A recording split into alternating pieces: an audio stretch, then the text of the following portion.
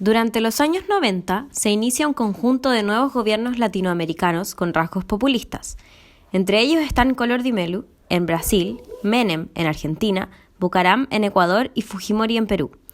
Este último caso llama particularmente nuestra atención, puesto que la presidencia de Fujimori representa uno de los casos más emblemáticos de corrupción.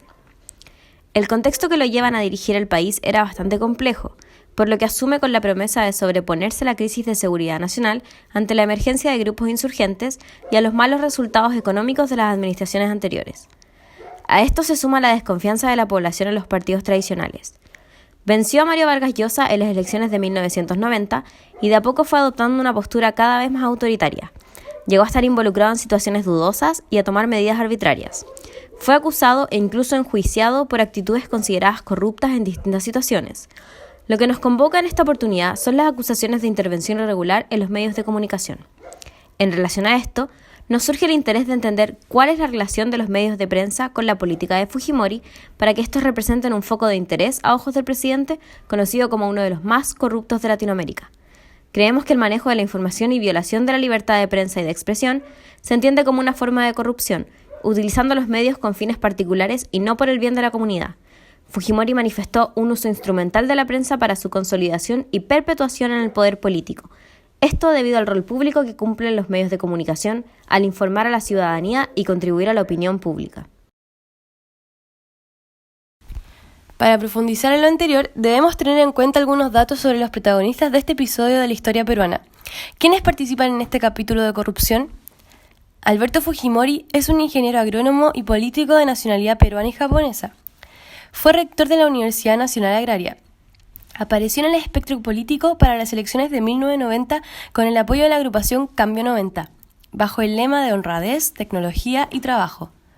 Lo que favoreció la victoria del candidato Fujimori fue el desgaste y fragmentación del sistema de partidos en Perú, además del contexto de inflación y situación económica por la que pasaba el país.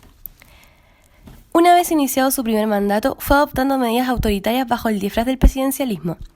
Su política se destacó por tener rasgos populistas donde había una gran personalización de la política. Sin embargo, su mayor problema de salir elegido fue que su agrupación política era minoría en el Congreso. Como solución a esto, buscó el apoyo de los militares y en conjunto realizan un autogolpe de Estado que clausura el Congreso. Finalmente, su segundo mandato comienza en 1995, donde consolida una concepción antipolítica, antipartidos y antiinstitucional. En 1998, en Perú, la democracia y los derechos humanos habían pasado a segundo plano.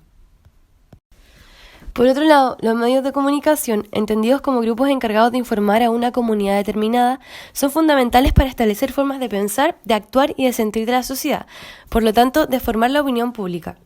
Esto último fue fundamental para sustentar el régimen de Fujimori desde el principio, pero más aún al comenzar su segundo periodo, donde su política se volcó a mantener una imagen determinada de las prácticas y medidas tomadas por el Estado. De esta forma, los medios de comunicación, en especial la televisión y los diarios, fueron intervenidos o directamente manipulados por miembros del gobierno. Se sobornó a celebridades públicas y personajes poderosos de los medios a cambio de respaldar a Fujimori y lanzar campañas contra la oposición. Esto tenía como finalidad, entre otras cosas, establecer un vínculo entre el gobierno y los ciudadanos, eliminando los partidos políticos y obviando las instituciones. ¿Existía una legislación que protegiera estos medios y su libertad de expresión? ¿Cómo justificamos que lo que hizo el gobierno de Fujimori era ilegal? En 1993, redactada por el Congreso Constituyente Democrático, se instala con un 51% de aprobación por referéndum la nueva Constitución del Perú. En esta podemos observar una serie de artículos que hacen referencia a la libertad de prensa y expresión. El artículo 2, inciso 4, nos dice que toda persona tiene derecho a las libertades de información, opinión, expresión y difusión del pensamiento, mediante la palabra oral, escrita o la imagen, por cualquier medio de comunicación social, sin previa autorización ni censura ni impedimento alguno, bajo las responsabilidades de ley. Por otro lado, el artículo 61 señala que la prensa, la radio, la televisión y los demás medios de expresión y comunicación social, y en general las empresas, los bienes y servicios relacionados con la libertad de expresión y de comunicación, no pueden ser objeto de exclusividad, monopolio ni acaparamiento directo ni indirectamente por parte del Estado ni de particulares. podemos dar cuenta que Fujimori, a pesar de implementar una legislación que protege y ampara el derecho a la libertad de prensa y expresión, pasa a llevar su propia constitución con la finalidad de alcanzar beneficios personales. No obstante, los medios de comunicación no fueron censurados ni controlados directamente por el Estado, ya que a través de sobornos y acuerdos entre montesinos con los dueños de los medios, el control de estos no eran evidentemente directos, pero aún así el gobierno dirigía las noticias, informaciones y programas que salían al aire, o bien que se escribía en los diarios. Esta engañosa libertad de expresión y de prensa fue la cobertura para incesantes y bien orquestadas campañas mediáticas que apoyaban el autoritarismo electoral de Fujimori.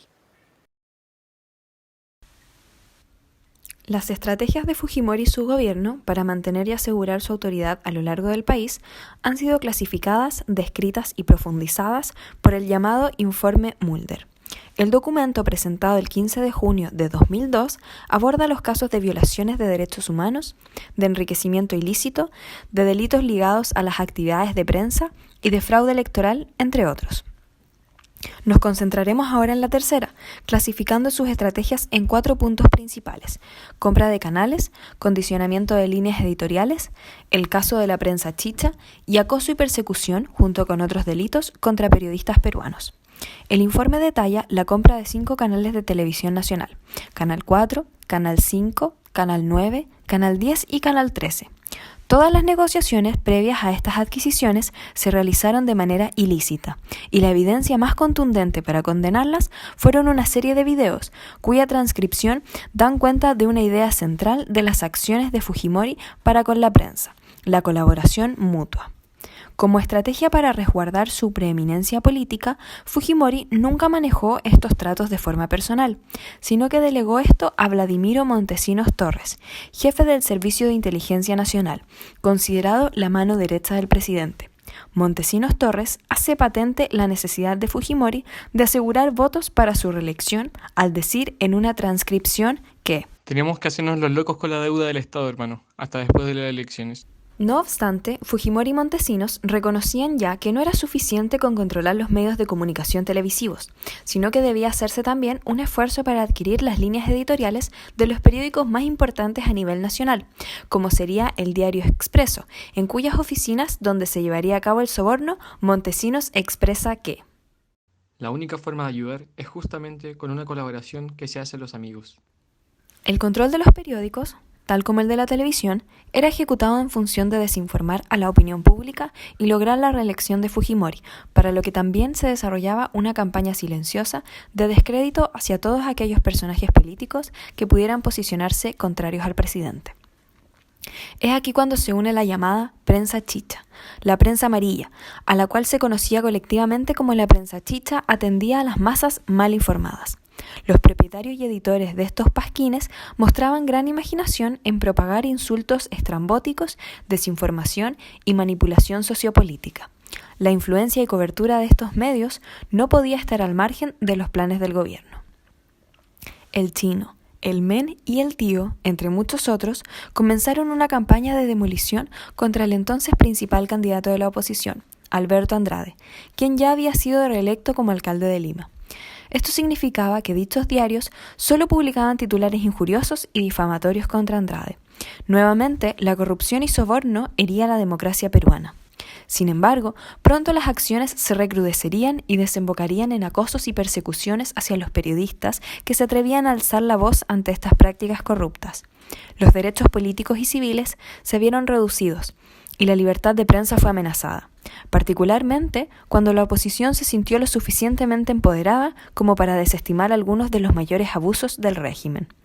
Posteriormente, se denunciaría la creación y existencia de diversos planes de inteligencia que tenían como objetivo acciones de seguimiento, reglaje y amedrentamiento, intercepción telefónica y violación de la correspondencia, desprestigio y agravio, y finalmente, la eliminación física. La apropiación, amenazas y manejo de los medios de comunicación, como detalla el informe de investigación del caso Fujimori, son corruptas porque utilizan de mal forma el poder político, donde la colusión con fines privados, con la esperanza de obtener ventajas diferentes de las necesidades de la comunidad, son el motor de las prácticas ilegales que lleva a cabo el gobierno en este periodo. Desde el principio de su régimen, Fujimori utilizó crecientes redes encubiertas de inteligencia militar para operar con el objetivo de derribar los contrapesos constitucionales, parlamentarios y judiciales que estorbaban en el control del Estado. De esta forma, logró consolidar en conjunto con las Fuerzas Armadas el objetivo, con el autogolpe de abril de 1992, siendo justificado con la necesidad de derrotar el terrorismo. No obstante, la dictadura absoluta y la eliminación generalizada de la libertad de expresión y de prensa en este contexto, que se agudizó en su segundo mandato, en especial en el año 98, como especifica el informe de la comisión investigadora, se volvió algo difícil de ocultar hacia el exterior. Debido a esto, tuvo que ocupar estrategias más pasivas, como sobornos y amenazas, para resguardar la imagen positiva sobre él mismo y su gobierno. Las compras e intervención en los medios de comunicación cumplían entonces objetivos muy claros y claves para el gobierno de Fujimori: su consolidación y perpetuación en el poder político, en detrimento de la opinión pública sobre sus opositores, y la realización de campañas de propaganda silenciosa. El periodo de Fujimori, comprendido por sus dos gobiernos, 1990 al 2000, estuvo marcado por prácticas corruptas en distintos ámbitos. La compra y apropiación ilegal de medios de comunicación fue la forma utilizada por el régimen para influenciar la opinión pública a favor del gobierno, dando apoyo a Fujimori por parte de celebridades del espectáculo y la prensa, además de lanzar campañas para desprestigiar y perjudicar a sus opositores, en especial después de 1995. Esto significó desviación de fondos públicos para lograr los intereses particulares del gobierno, en desmedro de los intereses de la comunidad y el resto del país. Los rasgos populistas de la era Fujimori estuvieron caracterizados por una personalización de la política y la creación de un vínculo directo entre el presidente y los ciudadanos. Esto lo logró justamente a través de los medios de comunicación y de una serie de políticas redistributivas que tenían como objetivo, entre otras cosas, lograr una nueva reelección en el año 2000, algo que finalmente no ocurrió.